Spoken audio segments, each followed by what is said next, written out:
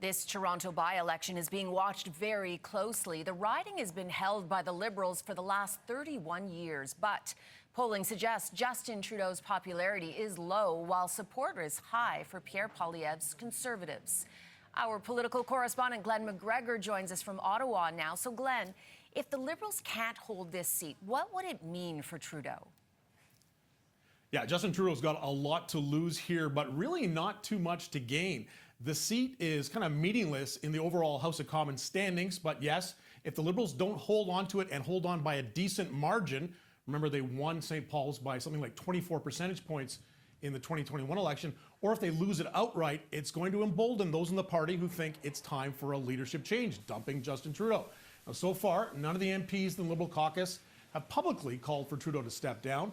But if they see the party losing what has been a long-time stronghold in downtown Toronto, those MPs are going to start worrying about their own jobs.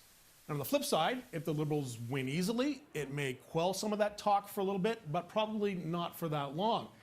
And here on Parliament Hill, we get really excited, Cynthia, about by-elections, and then we kind of forget about them quickly once they're over. Now, they can be symbolic, but what are some of the key issues that could impact today's by-election that we could also see in the next key federal election? Pretty much all the stories we've been following in the news over the past year could be factors in St. Paul's. The cost of living, of course, inflation, housing issues, that's a concern in pretty much every city across the country, but in Toronto in particular. And then also particular to St. Paul's is the war in the Middle East. The riding does have a large number of Jewish voters, about 11% of the population. Some of those voters are probably going to be unhappy with the government's criticism of Israel's response to the Hamas October 7th attacks.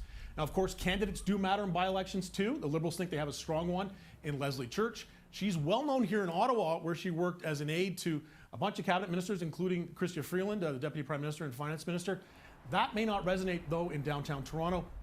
Conservatives are running Don Stewart, who has a background in the financial sector on Bay Street, but not a huge profile in the riding either. So lots of guesses about what will happen tonight. We'll see in a few hours, Cynthia, when those results start coming in.